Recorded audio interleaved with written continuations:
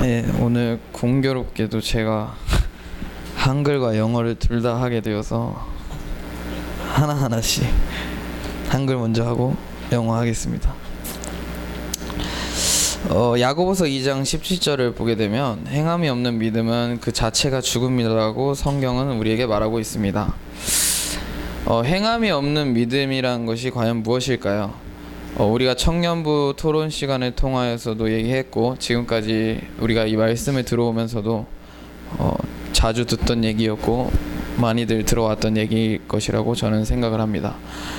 저는 실제로도 물을 무서워해서 수영을 하지를 못합니다. 물에 들어가게 되면 어떤 트라우마 같은 게 생겨서 물에 들어가는 순간 약간 패닉 상태가 돼서 아무것도 못하게 되는 상황입니다.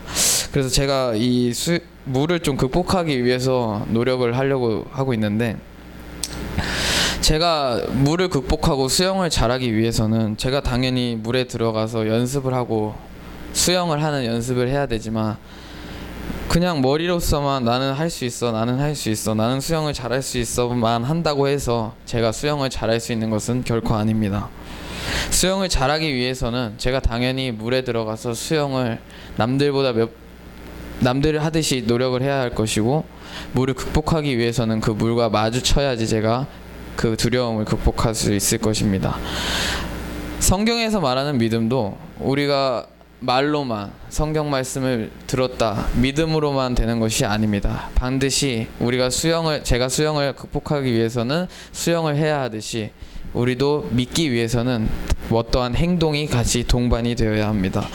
야고보서 2장 20절을 보게 되면 사람아 행함이 없는 믿음이 헛것인 줄을 알고자 하느냐라고 말하고 있습니다. 제가 여러 번 말씀드렸다시피 믿는 것만으로도 우리가 구원을 받을 수 있다면, 우리가 굳이 이렇게 몇 년, 10년, 20년, 30년 아니면 또는 5년 이 자리에 나와 교회를 다니며 하나님의 말씀을 들을 필요가 있을까라는 생각을 하게 됩니다. 제 친구들도 많은 친구들이 그렇게 얘기를 합니다. 교회에 가면 정말 구원을 받는가? 죽게 된다면 우리에게 사후세계라는 것이 존재하는가? 많은 사람들이 가장 궁금해하는 토픽 중 하나일 것이라고 생각을 합니다. 우리가 교회에 가서 하나님의 말씀을 듣는 것이지, 교회에 가서 그냥 예수님 믿습니다, 예수님께서 저의 죄를 해결하여 주셨습니다 라고 믿는 것만으로는 우리가 교회에 가서 찬양을 하고 자리를 지키며 예배를 하는 것은 아무 의미가 없다고 저는 생각을 합니다. 그런데 제가 인터넷에서 어떤 기사를 하나 봤습니다.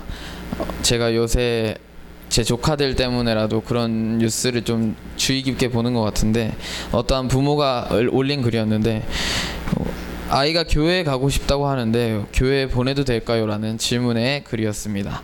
거기서 댓글을 제가 다 하나하나씩 읽어봤는데 다행히 교회를 보내면 안 된다는 그런 댓글은 없었습니다. 그렇지만 교회에 가야 되는 이유를 적은 것을 들어보면은 하나님의 말씀을 배우기 위해, 성경을 배우기 위해 예수가 그리스도가 되었다는 사실을 믿어야 구원을 받는다, 이런 내용은 전혀 없었고, 교회에 가게 되면 아이가 친구들을 만날 수 있어 사교성을 기를 수 있습니다. 교회에 가게 되면 부부에게 주말이 생기기 때문에 주말에 부부가 자유로워질 수 있습니다, 이런 댓글들밖에 없었습니다. 많은 사람들은 지금 교회의 필요성, 교회의 목적, 교회에서 하는 일이 무엇인지를 잘 알지 못합니다. 물론 교회가 어려운 사람들을 도와주고 주변 사람들에게 복음을 증거하고 하는 것이 가장 중요합니다. 하지만 먼저 알아야 될 것은 우리가 하나님의 말씀이 우리에게 우선이 되어야지 그 밑에 단계인 봉사하는 것이라든지 아니면 물질적인 부분을 통하여 사람들을 교회로 끌어모은다는 것은 결코 옳지 않다고 저는 생각합니다. 우리가 지금까지 복음을 들으면서 많은 목사님을 통하여 많은 귀한 말씀을 들어왔습니다. 갈라디아서 2장 20절을 날마다 고백하는데, 내가 그리스도와 함께 십자가에 못 박혔다고 고백하는 것이 우리가 말하는 믿음의 행함입니다. 갈라디아서 2장 20절 우리 함께 읽어보겠습니다. 내가 그리스도와 함께 십자가에 못 박혔나니 그런즉 이제는 내가 산 것이 아니요 오직 내 안에 그리스도께서 사신 것이라.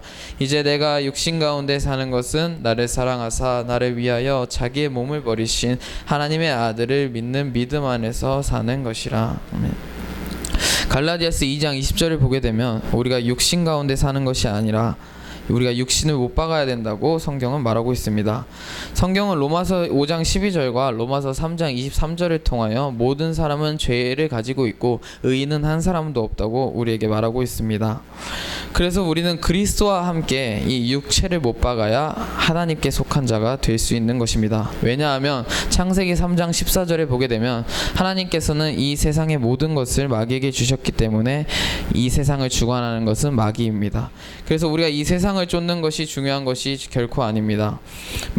뱀이 그렇다고 해서 우리의 본질의 죄인 흙을 먹고 있다고 해서 우리의 몸을 지금 갉아먹는 것이 아니라 우리의 육신의 정욕, 이생의 자랑, 안목의 정욕을 마귀가 주관하고 있기 때문에 우리가 거기에 속하지 않기 위해서는 하나님의 말씀을 우리 안에 점점 채워가야 그 마귀의 권세에서 조금씩 벗어날 수 있다고 성경은 말하고 있습니다.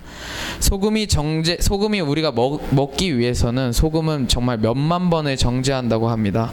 사도 바울이 고린도 전서나 후서에 기록하였던 것처럼 우리가 자랑할 것은 날마다 십자가에 죽는 것밖에 없다고 사도 바울도 우리에게 말하고 있습니다. 그렇다면 아까 갈라디아서 2장 20절을 보게 되면 우리가 그리스도와 함께 죽어야 된다고 하는데 과연 성경에서 말하는 그리스도가 무엇일까요? 골로새서 2장 2절을 보면 하나님의 비밀은 그리스도라고 우리에게 알려주고 있습니다. 이는 그들로 마음의 위안을 받고 사랑 안에서 연합하여 확실한 이해의 모든 풍성함과 하나님의 비밀인 그리스도를 깨닫게 하려 함이니. 그리고 4절로 내려가면 하나님께서는 질서 있게 행함과 그리스도를 믿는 너희 믿음이 굳건한 것을 기쁘게 보신다고 기록을 하십니다. 우리가 많이들 알다시피 마태복음 7장을 보게 되면 주여 주여 하는 자마다 다 천국에 들어가는 것이 아니라고 성경은 말하고 있습니다. 아버지의 뜻대로 행하는 자야만 우리가 천국에 들어갈 수 있다고 성경은 말하고 있습니다. 여기서 말했듯이 그리스도는 하나님의 비밀이라고 우리에게 알려주고 있습니다. 우리가 그리스도를 알아야 하나님의 뜻대로 살 수 있는 것이고 그리스도를 알아야 천국에 들어갈 수 있다고 성경은 우리에게 말하고 있습니다. 그리고 골로새서 2장 5절을 보게 되면 이는 내가 육신으로는 떠나 있으나 심령으로는 너희와 함께 있어 너희가 질서 있게 행함과 그리스도를 믿는 너희 믿음이 굳건한 것을 기쁘게 봄이라. 우리가 성경을 보게 되면 아브라함이 75세가 되던 때에 하나님께서 이 땅을 주신다고 성경에 기록이 되어 있습니다. 만약에 제가 아브라함이었다면 이삭을 드리라는 하나님의 음성을 들었을 때 저는 정말 어려워했을 거라고 생각을 합니다. 왜냐하면 정말 몇십 년 만에 얻은 이삭이었는데 갑자기 그 이삭을 단번에 드리라고 하시는 걸 보면 만약에 그 상황이 제가 된다면 제가 과연 아브라함처럼 그 예와 아멘만을 가지고 이삭을 드릴 수 있을까라는 생각을 많이 하게 되었습니다. 우리가 이 세상을 살아갈 때 이 보이지 않는 것을 믿는다는 것은 정말 어려운 것 같습니다. 연인 관계를 이어갈 때나 또 무한 친구 관계 아니면 회사에서의 사내 관계를 이어갈 때 그 믿음이라는 것을 중요시하는데 넌 나에게 대한 믿음이 없어. 그런 얘기를 가끔 하거든요, 저한테. 그 믿음이란 게 대체 뭔데? 보이지가 않는데 어떻게 너 나에 대한 믿음이 없어 어떻게 그렇게 얘기를 할 수 있는가? 그렇게 생각을 한번 해보게 되었어요. 근데 그 믿음이라는 게 넌 나에 대한 믿음이 없어 이렇게 얘기하는 것은 그 사람이 했던 행동을 보면서 그런 말을 할 수 있는 거거든요. 우리가 하나님께 믿음이 있다고 증명하기 위해서는 우리의 당연히 행동이 동반이 되어야 된다고 저는 생각합니다.